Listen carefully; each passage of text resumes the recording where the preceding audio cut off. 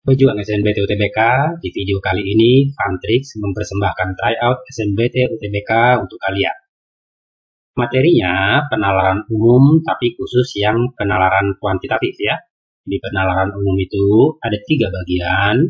Saya ambil bagian yang ketiga yang berhubungan dengan matematika. Untuk penalaran kuantitatif ini ada 10 nomor soal dan 10 menit. Waktunya nanti di SNBT UTBK. Siapkan alat tulis dan kertas cakar kalian. Nanti di kertas cakar kalian siapkan tempat jawabannya, nomor 1 sampai 10 karena ada 10 nomor soal ya.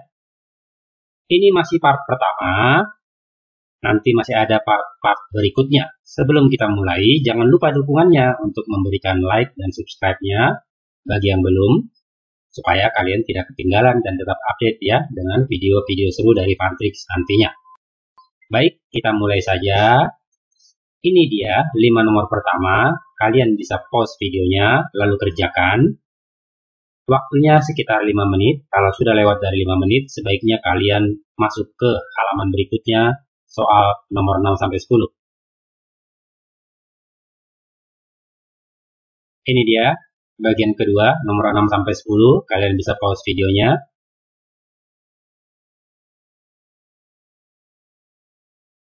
Baik, kita bahas. Nanti kalian periksa apakah jawaban kalian benar semua atau ada bagian yang salah atau ada bagian yang tidak mengerti. Kalian bisa utarakan di kolom komentar, nanti kita diskusikan. Nomor 1. Ini deret angka ya, nilai P pada barisan bilangan berpola ini adalah berapa? Jadi kita perhatikan, dari 2 jadi 2, dari 2 jadi 3, kalau perkalian tidak cocok. Nah, kita coba lihat selisih-selisihnya. 2 ke 2 selisih 0, 2 ke 3 selisih 1, 3 ke 6 selisih 3, lalu selisih 2 kembali. Nah, ternyata di sini polanya adalah ini dikali 1, lalu di sini dia tambah 1. Ini dikali 2, lalu di sini ditambah 2. Berarti sekarang ini dikali 3, lalu ke sini ditambah 3. 8 dikali 3, berarti P-nya itu 24. Ternyata benar, kalau ditambah 3, itu menjadi 27. Jadi, nilai si P ini adalah 24. Pilihan jawaban E. Gitu ya.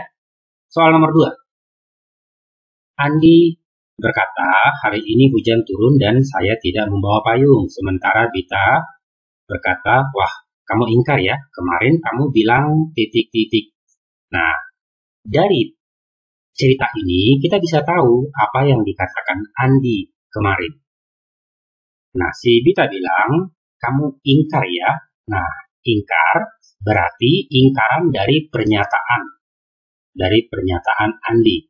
Nah, hari ini hujan turun dan saya tidak membawa payung. Nah, P maka Ki kalau diingkar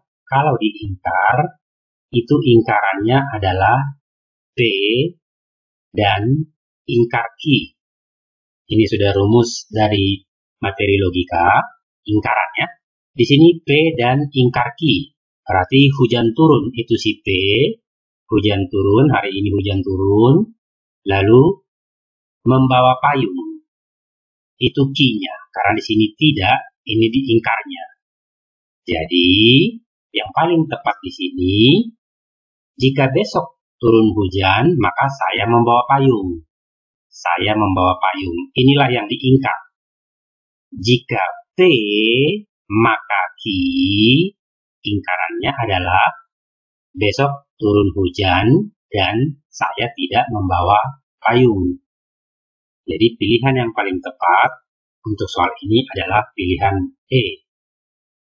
Soal nomor 3. P sama dengan Q-1, Q-nya R plus 1. Maka berikut ini yang tepat adalah, nah di sini kalau kita lihat P itu Q-1. Lalu P itu sama dengan Q-nya itu R plus 1. Berarti Q diganti R plus 1, R plus 1 min 1, jadinya P sama dengan R. Jadi, kita sudah punya ini sebagai kata kuncinya, di mana berarti ini tidak mungkin, ini tidak mungkin, ini tidak mungkin. Yang tersisa adalah pilihan D dan E. Lalu kemudian, dari sini itu sudah ketahuan, kalau Q-nya 3, 3 dikurang 1, 2. Jadi sudah ketahuan Q lebih besar, atau P lebih kecil dari Q. Jadi kita tinggal lihat, karena P sama dengan R, membandingkan Q dengan R juga sama ya. Jadi Q yang terbesar, berarti P sama dengan R, R lebih kecil dari Q. Pilihan jawaban yang E. Masih mudah sekali ya. Soal nomor 4, ini perbandingan biasa. Ini soal yang mudah sebenarnya. 6 pensil, 20. Nah, karena ini 9, supaya gampang, kalau dibagi 2, 3 pensil, berarti ini 10. Supaya jadi 9, ini dikali 3. 3 kali 3 itu jadi 9, 10 kali 3 itu jadi 30. Jadi jawabannya yang 30.000 rupiah. Kalau mau langsung, sebenarnya sama juga dengan 9 per 6 dikali 20. Nah, cuma biasanya takutnya kalau yang dihafal ini bisa terbalik-terbalik. 6 per 9 harusnya 9 per 6. Nah, jadi kedua cara ini bebas, yang mana saja yang kalian lebih mudah ya. Next, soal nomor 5. Dia bilang, murid yang hobinya sepak bola dibanding yang hobinya renang. Berarti kita hanya butuh sepak bola dan renang.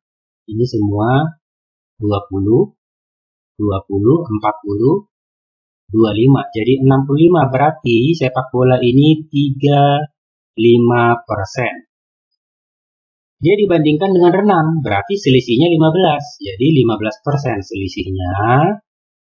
Lalu semuanya 200 dikali 200, berarti tinggal 15-nya kali 2. Berarti 30 selisihnya, sepak bola lebih banyak. Jadi 30 lebih banyak, atau pilihan jawaban C. Mudah sekali bukan? Selanjutnya, kita lihat soal yang ke-6. Mudah-mudahan masih benar semua ya jawaban kaliannya. Nilai dari 3033 dibagi 2022. Nah, di sini sudah kelihatan ciri-cirinya, posisi nolnya sama. Jadi, kedua bilangan ini sebenarnya bisa sama-sama dibagi 1011. Akhirnya, 3033 kalau dibagi 1011 itu sama dengan 3. Kalau ini kita kali 3 kan, angka 1 berubah jadi angka 3 semua. 2022 kalau dibagi 1011 itu menjadi angka 2. Jadi, sebenarnya dia 3 per 2. Tinggal kita cari yang mana 3 per 2. A misalnya, ini 9 per 8. Yang B ini 8 per 6. 8 per 6 itu sama dengan 4 per 3. Kan? Ini 6 per 4. Ini kan bisa sama-sama dibagi 1101 ya. 6 per 4 itu 3 per 2. Ya jawabannya ya. Yang D itu 5 per 3. E itu 4 per 2. Sama dengan 2. Jadi pilihan jawaban C. Masih mudah sekali ya. Next, soal nomor 7. Harga 3 pulpen dan 3 pensil 90. Nah, yang ketemu pertama, ini misalkan saja X, ini misalkan Y, lalu ada lagi kata penggaris, ini misalkan Z ya. Jadi, X ditambah Y, kalau 3, 90, bagi 3, jadi ini 30. Ribunya nggak usah dipikirkan, karena di sini pilihannya hanya membandingkan. Jadi ribunya tidak usah dipikirkan untuk mempercepat perhitungan kita. Sementara itu harga 2 pensil 2 penggaris. 2 pensil 2 penggaris berarti Y ditambah Z. Kalau dia 50 jadinya 25 dibagi 2 ya. Nah kemudian harga penggaris lebih murah. Katanya penggaris lebih murah dari pensil berarti Y lebih mahal. Nah ini yang kita ketahui. Dari sini nanti kita bisa jawab apa pilihannya ya, yang tepat yang mana. Jadi di soal nomor 7 ini, tugas kita hanya menemukan persamaan seperti yang di dalam kotak ini. Nah, sekarang kita misalkan. Ini sudah jelas, Y harus lebih besar dari Z ya. Jadi kita pergi ke sini, setengahnya 25 itu berarti 12 setengah. Jadi si Y, lalu si X. Kalau kita misalkan dia 13, ini 12. Masih sesuai ya, Y lebih besar. Nah, ini paling kecil 13, berarti paling besar bisa saja ini 24, ini 1. Lalu kita berikan nilai X.